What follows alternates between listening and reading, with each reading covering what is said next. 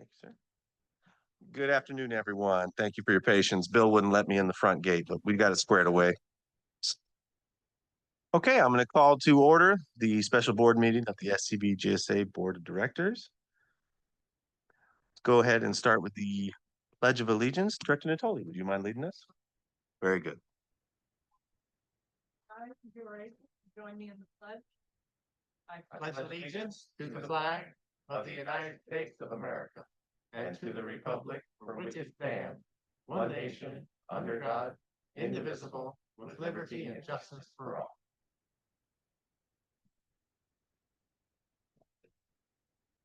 Good. Thank you, everybody. Okay, the procedures for today's meeting are as follows. I will introduce each agenda item until Mr. Cooper takes that role away from me. Staff will present on the item, at which time we will then ask for public comments. We will then ask for discussion from questions from the board members. And once concluded, we will ask for a motion and a second. After any further discussion, the board secretary will call for roll call votes. And I believe all board members are present with the exception of Director Gutzeit and Director Hernandez, but Director Peterson will be serving as the alternate for Maria Gutzeit this meeting. We also have Director Marks absent today, And Director Moore, thank you. and we will have Director Jeff Ford alternate on his behalf. I thought you looked familiar, sir. Director Ford, good to see you, sir. Okay, we'll move forward with item 1.3 for public comment. Members of the public may comment as to items within the subject matter jurisdiction of the agency that are currently not on the agenda at this time. We will ask that members of the public wishing to comment on items listed on this agenda do so at the time that each item is considered. Madam Secretary, do we have any public comments on items not covered in the agenda? There is none online at this time. Okay, none online. Do we have any in person? Okay, no. Okay, no public comments then. We'll move on to item 1.4, approval of the agenda. Do we have any changes, additions, or modifications to the agenda? Okay, hearing and seeing none, the agenda will be approved. On that, we'll move to item 2.1, the appointment of board president and vice president for the 2026 term. Mr. Vergoose.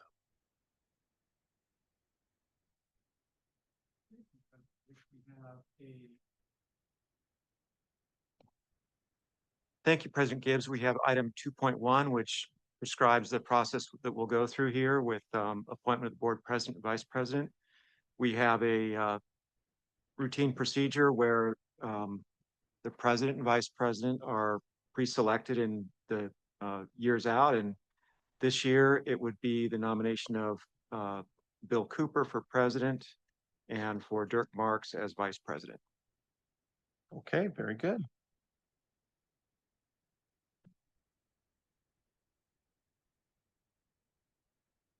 Well, with that, Mr. Martin? Can we nominate this as a, Sure. what do you call it, slate?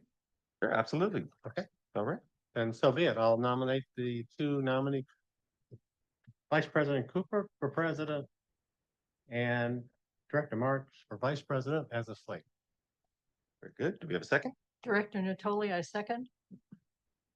Okay. Madam Secretary, do we call the roll on this? Yes, when I call your name, please state your vote. Oh, or unless there's any public participation? We do not have public comment online. Okay. When I call your name, please state your vote. Director Ford, Yes. Director Martin. Director Martin, Yes. Director Natoli, Aye. Director Peterson, Yes. Vice President Cooper, Yes. and President Gibbs. Aye. Thank you. This item has passed. Congratulations, President Cooper. Very good. Thank you. And thank you, past President Gibbs. My pleasure, sir. The gavel is yours. I set a real high bar this past year. I hope you realize. I've seen your bars. You're about like Verizon. Can you hear me now? That's basically, yes. Thank you, sir. Okay, with that, we will go on to item 3.1, approval of the consent calendar. Are there any public comments on the consent calendar? There's none online. Any public comments in the audience? Seeing none, I would entertain a motion for the consent calendar. I'll move consent. Motion by Director Gibbs, Second. second by Director Martin. Trying to remember who was vice president. Sorry. With that, Uni, would you please call the roll? When I call your name, please state your vote. Director Ford, Yes. Director Gibbs, Aye. Director Martin, Yes. Director Natoli, Aye. Director Peterson, Yes. and President Cooper. Aye. Thank you. Item 3.1 has passed. Thank you. Item 4.1, this is a summary of January 7th virtual public workshop.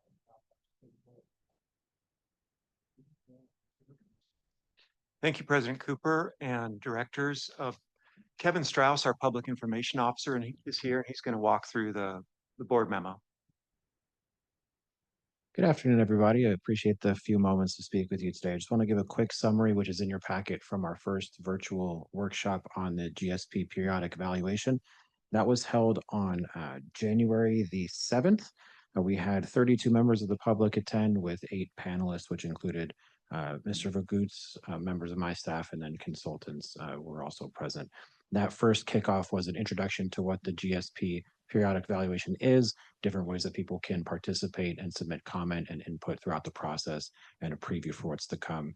That presentation PDF or the PowerPoint is within your packets. I'm not going to go through each of those slides now because that will take the full hour that we did last month. But the next presentation is a week from tomorrow. It's a Wednesday, February the 4th, and that one will be on groundwater quality with respect to the Groundwater Sustainability Agency and the GSP.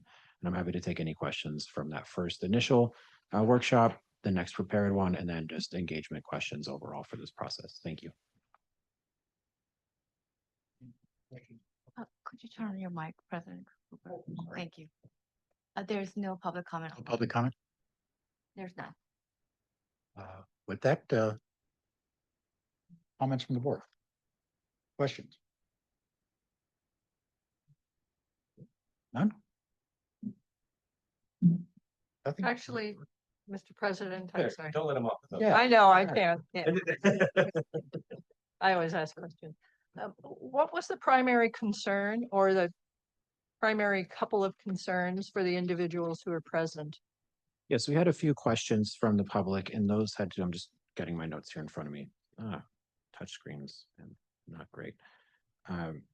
Those had to do with why or how the elevation monitoring points were being chosen for the Lands of Science monitoring program, what the incentive was for private well owners to submit water quality information and for monitoring to fill in data gaps. There's a question just about sustainable management criteria and the role of the GSA and the GSP overall. And then there was one question about reduced surface water releases from Bouquet Canyon Reservoir and restoration in that respect. So it kind of ranged through, and Rick was on the call to answer those questions. And then going forward, we'll also have support from an engagement consultant that will help kind of facilitate workshops more instead of an open-ended Q&A. So, Mr. Beergoots, how would you characterize the comments by the public? Routine. Some of them were basic questions asking about terminology and just how does this work? So I thought it was a good discussion. And were there any specific concerns after the meeting you thought, yes, we really need to address that? No. No, nothing along those lines. We had some technical issues with Zoom, but that's not what you're asking about. Correct. In terms of the questions, no, pretty routine, pretty standard. Very good, thank you. I can add a comment to that, and I wouldn't say it's a concern, and certainly not a question that came out, but one thing that we are intentionally doing is going to do more individual outreach and going out to interested parties to meet with them. I know Ms. Cattell from Representative Sierra Club is here, and so that's one partner that we're looking at, is not just having a presentation, set it and forget it, and moving on to the next thing. We're really going out and ensuring we have that engagement and that participation that is worthwhile and is meaningful. Very good, that's extremely important. Thank you both. Thank you, Mr. President. Thank you. Kevin, do you think the answers to the questions that people had were answered sufficiently? Did they seem pleased with the answers? Yeah, and part of what we do in our workshops is we allow, not allow is not the correct word, we encourage follow-up conversation. So if a question's been asked and we provide an answer, if there's more dialogue or there's follow-ups or we didn't quite get what they were talking about, we ask, we can reach out to that individual because we have their contact information. They're more than welcome to call us and email us. Did not receive any follow-up concerns or wanting to dive deeper on certain topics that weren't already covered. Very good. Good. Director Ford. Thank you. Question probably for Rick. The questions revolving around subsidence, sounded like there was more concern about the locations of the monitoring. What is the date or the baseline for when the monitoring begins for subsidence, Rick? Good question. Microphone. The baseline would be when we've started, we've installed new survey points and started with fresh surveys 2 years ago. So that would be our baseline. Okay, thank you. Hey, any other questions? Seeing none? Thank you very much, Kevin. Oh, Ms. Cattell.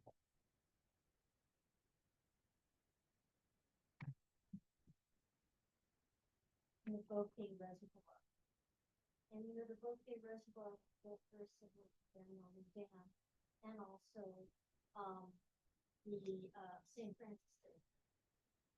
Hopefully they don't have some fatal flaws that the St. Francis Dam did. But we know that there are always possibilities with an earthen dam. We also know that, we're trying to get away from concrete bottoms of floodways. And yet, I have brought this up to this body many times about the Bouquet project having this very large channel, which now it seems it's even larger, with 120-foot channel. That will be taking water that infiltrate into the ground in this area that was a bog. It's then going to be a housing project. And it's going to spill all of that water into the other part of the channel. How is that going to be handled? And if there's extra water coming down, how is all that extra water, especially when we have very high wind, and how is that going to all be handled? And why is all that water being captured instead of what we did is we have a net loss of groundwater because of the development. So how is that? Thank you, Ms. Cattell. I'm going to have to ask Director Al Hassan to answer that. I'm not familiar with the things going on in that drainage. Thanks for the question.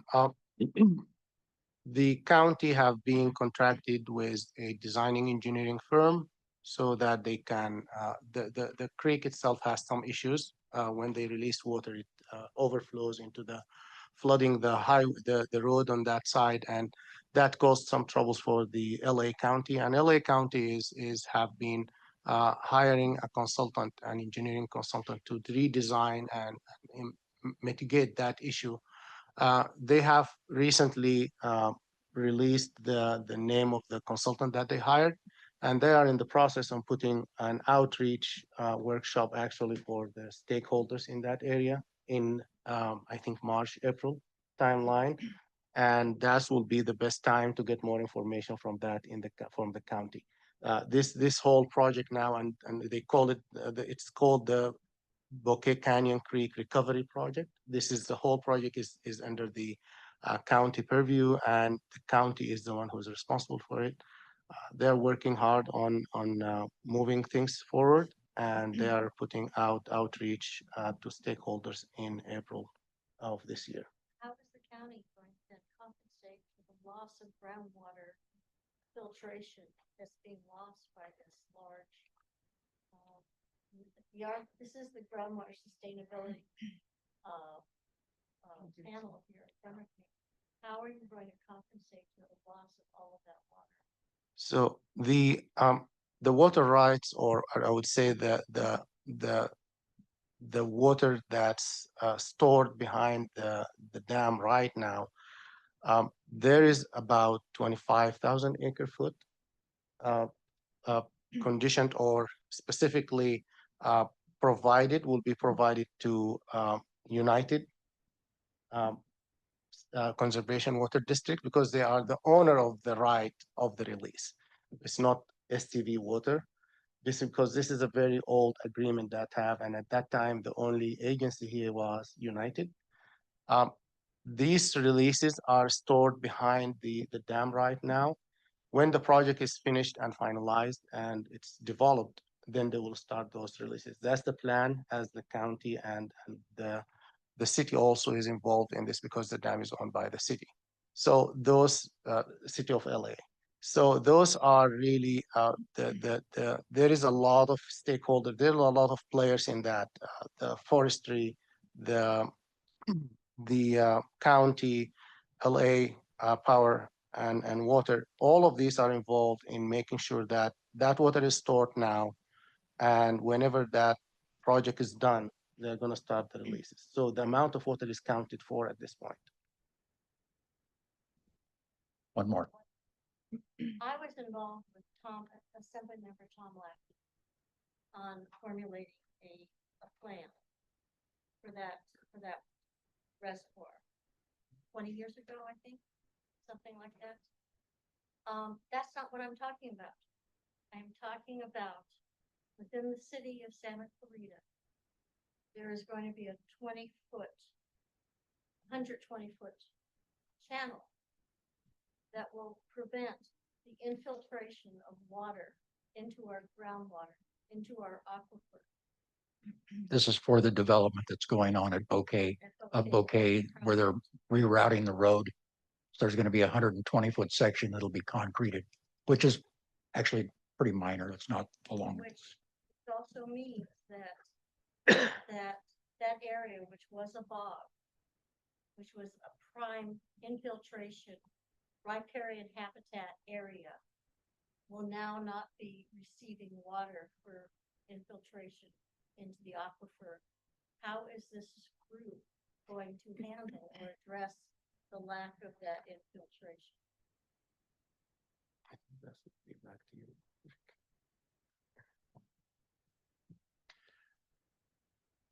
Ms. Cattell, I'll study that more, but I think 120 feet of impervious surface would probably not have much of an effect, but we can look at that. But we'll have to look at that and get back to you on it. Mr. President, may I ask a follow-up question? Yes, Director Todd. Thank you. So if we are losing some habitat that is now a bog, or was groundwater dependent, is this now an area that we're going to need to look at as groundwater dependent ecosystem? No, but it's not being affected by pumping. It's being affected by a dam. Curses. I answered my own question.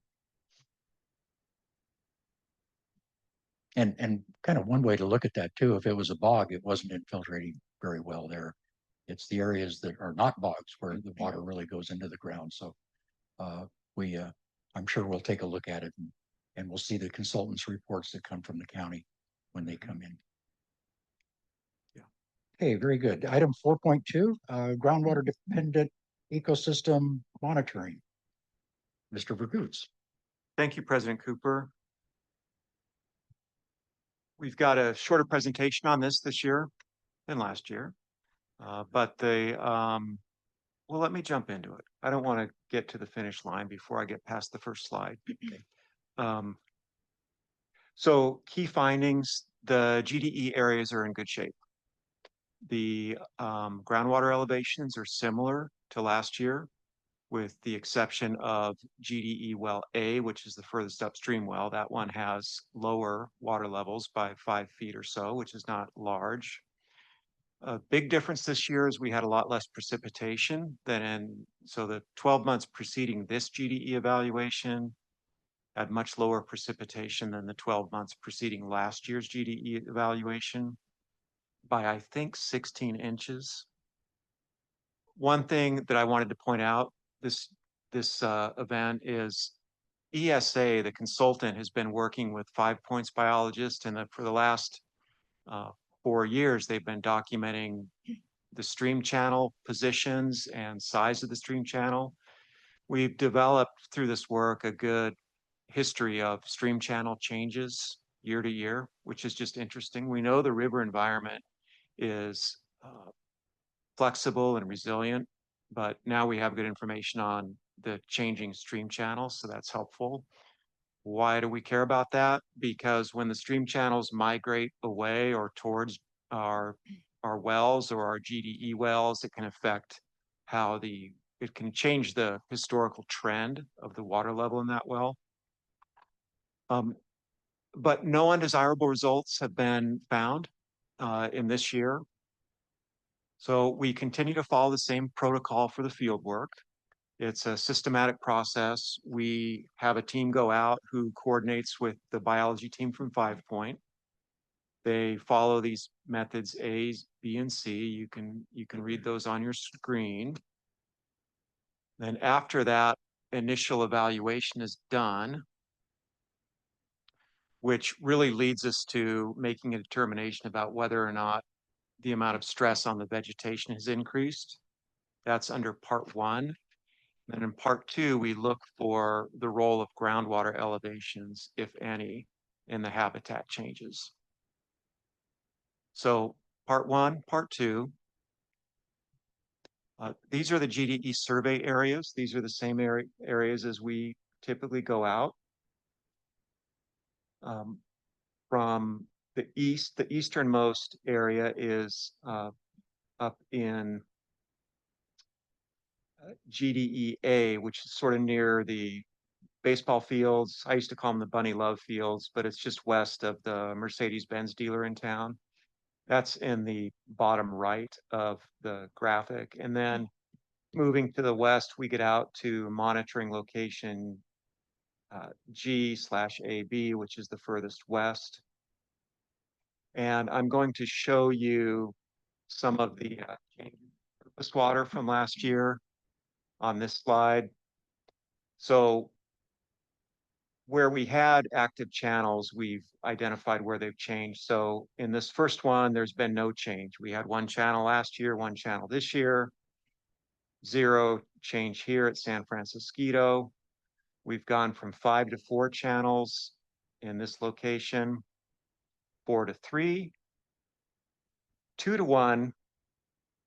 Here we added a channel, 0 to 1. We've reduced from 2 to 1 here. We've gone to 3 to 2 in this area and from 4 to 1 here. So the channels are changing. We've had a lot less precipitation this year. I think that's part of it.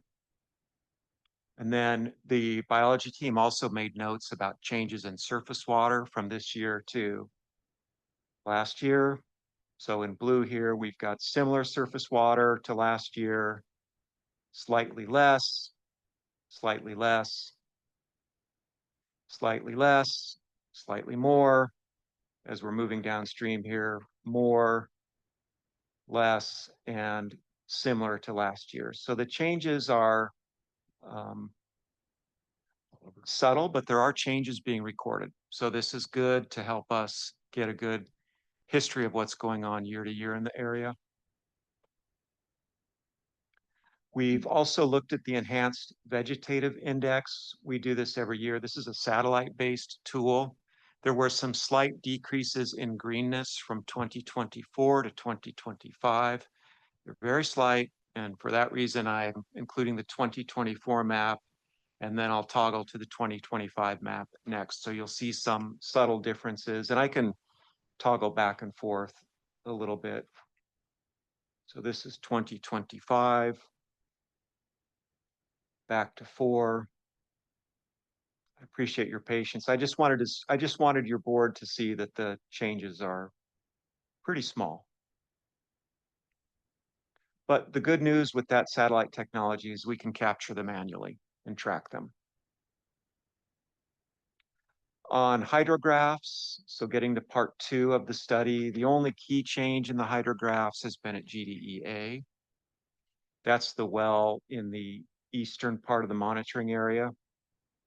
And we've also included different hydrographs this year. Director Gutzeit has asked us to prepare graphics showing the groundwater depths relative to ground surface elevation as well. So we're adding those in this time. So this is how we traditionally presented them. On the left side, we've got elevation. This is the new map style. So of course it's the same trend, but now we're showing it as depth of groundwater below ground surface. The other thing that I wanted to point out on this slide is the GDE monitoring dates. This is just for your information. You can see in August 2022, the first year we did it, groundwater levels were pretty darn low at GDEB. They've been quite a bit higher since. So it's just good to watch this trend. And we can go through these other hydrographs. If you look at the 12-month gap, say October 2024 to 2025, you'll see that the changes in groundwater elevation are quite small downstream. This is GDED. At some point, we'll stop sharing this graph. Maybe this will be the year. GDE was destroyed during a storm event several years ago. And plans to replace that are on hold until we finish the periodic evaluation. It's not a priority for us right now. And I should also add that GDEA, which is the furthest up gradient well, is also now quite a bit damaged from erosion. So I expect we're going to lose that well. And so we'll have to determine if that one really needs to be replaced. But this can wait until after we complete the periodic evaluation. This is further downstream. This is an example. You can see the water level really dipped here prior to October 2024. This is an example of what happens when the stream migrates away from the GDE well. There isn't as much, the water table is deeper there because the stream is now farther away. So summary of the evaluation, the process is working well. We've got a great partnership with 5 Point doing this. No undesirable results. Big change this year was lower rainfall.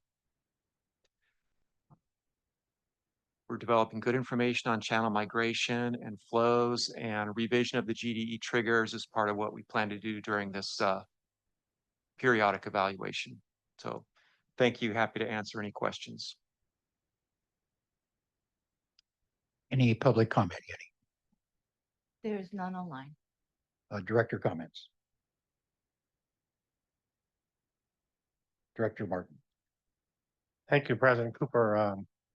To follow up on last year's work, I noticed there's no references to upland PDE, upland oak, upland habitat that's not dependent on groundwater. Are we through with that effort, by the way? Yes, we are. That's been wrapped up. Okay, just want to make sure. Thank you.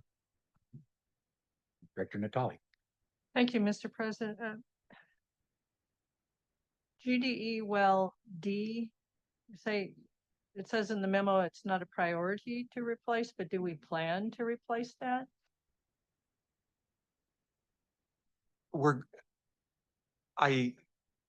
Forgive me. I have a lot of thoughts. If we need to replace it, we will. We'll look to see if there are other wells nearby that could be used. One of the complications with these is where we can put them. We've had some good storms the last few years that have damaged these piezometers and also wiped out some of our other equipment. So we're not anxious to go and invest in new things in the river right now until we understand whether or not they're truly needed, because we don't like to lose that investment in the field equipment. So we will, we will replace it if we need to. GDED is probably more likely, will probably more likely be replaced because of where it is and lack of other wells nearby. GDEA stream, I think we may not replace that. That is in an area where the groundwater elevation historically is below 30 feet deep. And that area may not reflect a true GDE like the other areas downstream where the groundwater elevations are typically shallower. So that's the direction I think we're heading with it. But we want to get through the periodic evaluation first. And so that's our priority.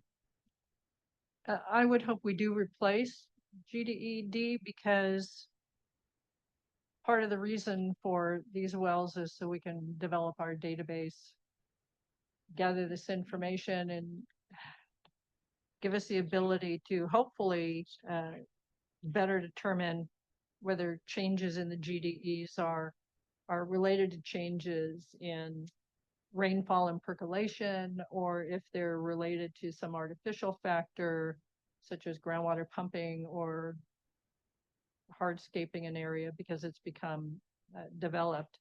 So I would hope that we replace it just so we can continue to get that information and give us the ability to better forecast issues with GDEs. Thank you. Thank you. Thank you, Mr. President. Thank you. Director Peterson? Thank you.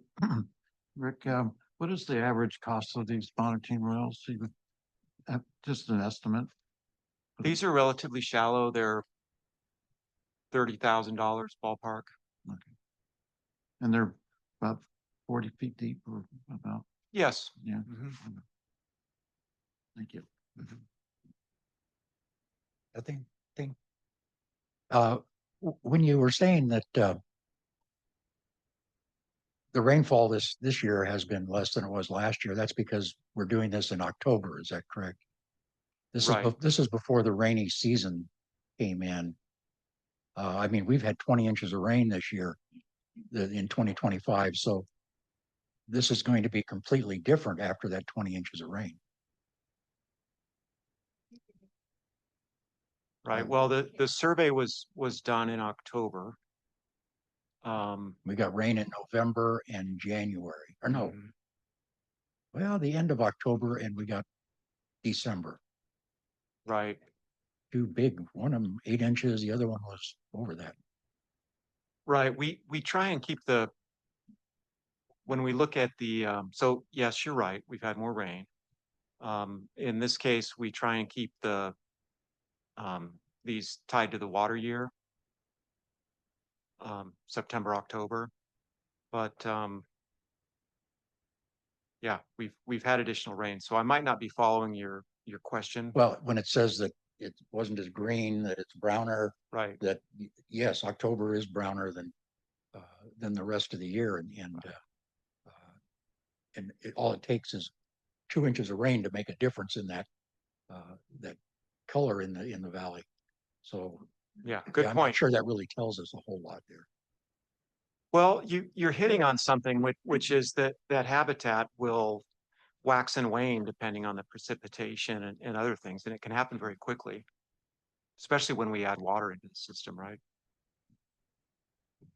Mr. President, I would offer that October tells us how well the vegetation is able to pull on existing groundwater. And so the rain that comes in our rainy season helps support the vegetation through the dry spell. And if it's drier than last year, that lets us know the groundwater was lower. So That could be. even if we're not measuring how green things are until October, that's actually when we want to know at the lowest point that water should be in the ground, how well is the vegetation doing? That would be my suggestion. That makes sense. And with GDED, putting that back in, if it's $30,000, that's pretty much nothing. Can't we harden that to where it doesn't get scoured out in the river again? I mean, isn't there a way to construct that with some stronger materials there to keep it in the river? There may be. That particular area is on 5 Point property, and that area changed quite a bit with the heavy rains during that time. So we'd have to take another look at see what the land looks like now and see how we could harden it. And one more, throwing in my 1 penny. National Geographic just had an article here recently on how Roman bridges have been able to survive for 2,000 years because of the construction. So maybe we do something like they did to protect the pillars in Roman bridges 2,000 years ago. Thank you. Well, I'll send you my National Geographic. Any other questions? Very good. Thank you, Rick. That was 4.3, Executive Director Report. Ali Alasan. Well, I think we skipped 4 point. Oh, 4.3, Yeah. excuse me. You're back on, Rick. Okay. Remember the bar we talked about? Yeah, I know it's, but I said it was Verizon, so yeah, it's a low bar. Very good. So shorter presentation here.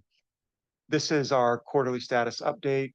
We've got a few key updates today. So we'll talk a little bit about the periodic evaluation, the round 2 grant, some of the best management practice documents from Department of Water Resources, and then we'll do a look ahead. So this is not a flashy graphic, but I just wanted to walk your board through the dates. So certainly January 27th is today. We are planning to pair our board meetings or perhaps special board meetings with the workshops for the periodic evaluation. So our February 4th workshop, that one's scheduled, ready to go. That one will be a hybrid. There'll be hybrid moving forward. For people that want to attend in person, we'll have them over at the engineering conference room. We're going to be talking about groundwater quality. The 2 topics are salts and nutrients and how to look at monitoring them a little bit differently. We've got a few items there that can be adjusted. The real issue, though, is with the Department of Water Resources request on contamination and setting minimum thresholds for contamination. So we're looking at a way to do that, which is we've talked to your board in the past about doing management areas that have special water quality management zones. That's allowed under SGMA. We're thinking that may not be necessary here, but perhaps some sentinel wells can be used to set the minimum thresholds. So we'll talk about that February 4th. There'll be slides provided, and with these, we'll provide the public an opportunity to provide comment on these things, at the meeting and then following the meeting. Our briefing to your board on that workshop will occur March 2nd, so almost a month later. And we plan to bring another item to your board at that point, adoption of the annual report. Now, we have a workshop scheduled March 5th on chronic lowering of groundwater levels, sustainable management criteria. This one gets into GDEs as well. There may be more interest on this one than some of the other workshops, and we would like to hold a special meeting with your board after that, just to brief you on it. We don't want to hold these special meetings unnecessarily, but we want to make sure your board is up to speed on these before we move on to the next steps with these workshops. We'd have a May workshop on the flow model update and the revised sustainable management criteria. So this is one where you can expect to see, this was our minimum threshold here. We're recommending adjusting it downward or perhaps upward in these locations. So that would be May 4th. And then conveniently, we have a June board meeting after that, which we can brief your board at that point on the May workshop. That's the approach. And then when we get into some of the more important date milestones for producing the plan. We'll present the public draft to your board in August. We would have a 30-day public review, we expect, following that. Unless for some reason we wanted or needed to delay that. In October, we would come back to your board at a regular meeting and just talk to you about the public comments we've received so far, how we plan to address them. Then we would continue to step forward, preparing the final draft, presenting the final draft, and ultimately culminating in a special GSA meeting in December, where your board would be asked to, at a public hearing, to adopt the periodic evaluation. So that's it in a nutshell. Other key tasks are with the grant. This grant we got was a big effort, including significant money flowing into our basin to do improvements. It includes funds for routine work like the GSP implementation and annual report. The review of the domestic well records, we're doing a short report on that. That's wrapping up in February. And then the monitoring well construction, that's where a lot of the costs have been, over $4 million. Well construction is complete. We've got 15 wells in the ground. 5 of them are still being developed. These are small diameter, deep wells. And we plan to conduct groundwater sampling later in February. So when that groundwater sampling is conducted, we'll have a much better understanding of the nature of, say, the regional perchlorate plume in the basin and any other contaminants, as well as more routine water quality. Last time we talked to your board, we talked about 2 best management practices documents that could have a bearing on our periodic evaluation. Since the last meeting, DWR released its final best management practices on subsidence. I apologize, I must have deleted the title from that one. So the first bullet is for the subsidence BMP. We got it last week. We'll review it in detail. One of our concerns at that time was that it seemed to suggest that the minimum thresholds for future subsidence would be 0, but we thought that was inconsistent with the GSP regulations. I'm not clear yet how DWR landed on that, so we need to review that. The other one that's important is the interconnected surface water best management practices document. Crickets might be out in March. And when it comes out in March, we'll take a look at it, but it's probably going to be a little late for us to fully incorporate. We'll have to see what from that we can incorporate in the periodic evaluation, but we'll do the best we can with that. Looking ahead, periodic evaluation is a key focus right now. Kevin did a nice job talking about the outreach, the workshops, etc. I've talked a little bit about pairing up our board meetings with the workshops. Work on the flow model continues. Technical consultants are on board. We will wrap up the round 2 grant, thankfully. Grants are a lot of work. So we'll wrap that up in March. Annual reports coming to your board in March. Water quality from the new monitoring wells will be analyzed, and we'll be completing the non-de minimis extraction reporting program process. So with that, happy to answer any questions. And some of the group that's working on these exact things are behind me too, if you have more detailed questions. Thank you. Very good. Any public comments, Uni? There is none. None? Comments from the board? No, seeing none, thank you. Thank you. Okay, now Executive Director's report. Ali Ellison. Thanks, President Cooper.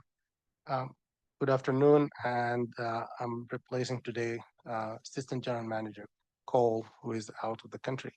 So the first topic, actually, the question stole my thunder. I was planning to give an update on the Bouquet Canyon Creek recovery project. we have been asked by some of the residents in that area during one of our outreach for the urban water management plan about what's the status of that project, because they have been a while that they didn't hear from the county, and we reached out to the county and we connected the county to the residents in that area. And the county actually came back. They were planning to have outreach about the project. They are now going forward with the design and hopefully the construction starting by the end of this year for some of the elements of the projects, at least as I understand it from the county. But they are reaching out to stakeholders in the area. This is a big project involving so many different agencies, including Fish and Wildlife, including California CDFW, and all of the different agencies who are involved, the county, the forestry, federal, at different levels, federal, state, and local. And us, we are involved as one of the downstream water users, because we are at the end of that, when they're releasing that water, that's part of the recharge at the upper part of the canyon. And so we have been involved with them. We definitely will bring back some information for the board here, probably in March or in June of this year, so that will provide a bigger update and better update of what's the result of that outreach effort that's going to be carried out by the county. The second update I have here is we started the Arondo removal in Bouquet Creek about 2 weeks ago. We are just in race with time because we are having the nesting season officially starting in early February. So we have about 1 week left for us to finish the work that we wanted to do. And our contractors, they have been working hard, to finish all the work that they can do.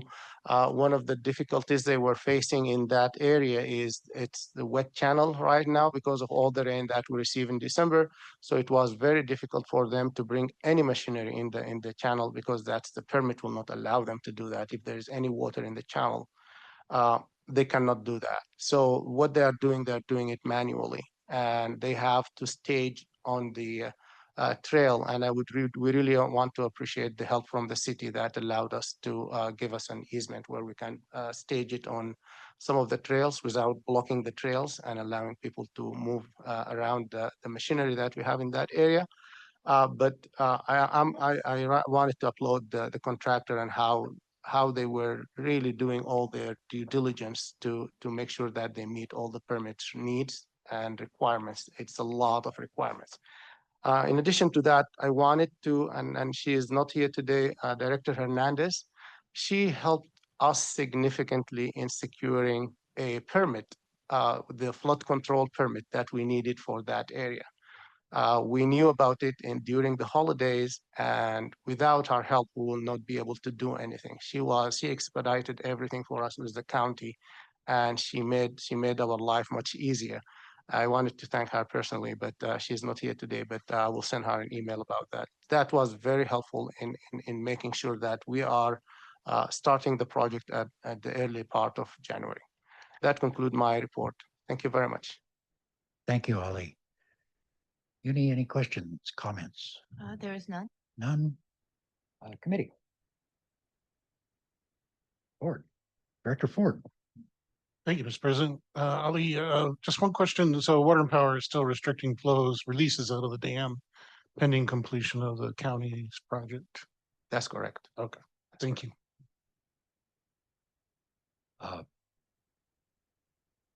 The word expedited in LA County normally do not go well together, but I'm glad to hear that it went well. Very well. And that's good that that shows that having them on the board has been useful. So great, thank you.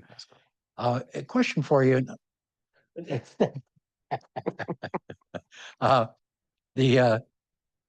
Rick, there was a well drilled over in the parking lot of College of the Canyons. Is that ours? Is that one of our wells that we're putting in over there to monitoring wells? Yes, it is. Good, good. I didn't want them building something over there. I wasn't looking at that. Any other? Nothing? Very good. Thank you. And item 6, request for future agenda items. Any requests from board members, future agenda items? Seeing none, we go to item 7, adjournment. Thank you all for being here today. Good reports. Thank you.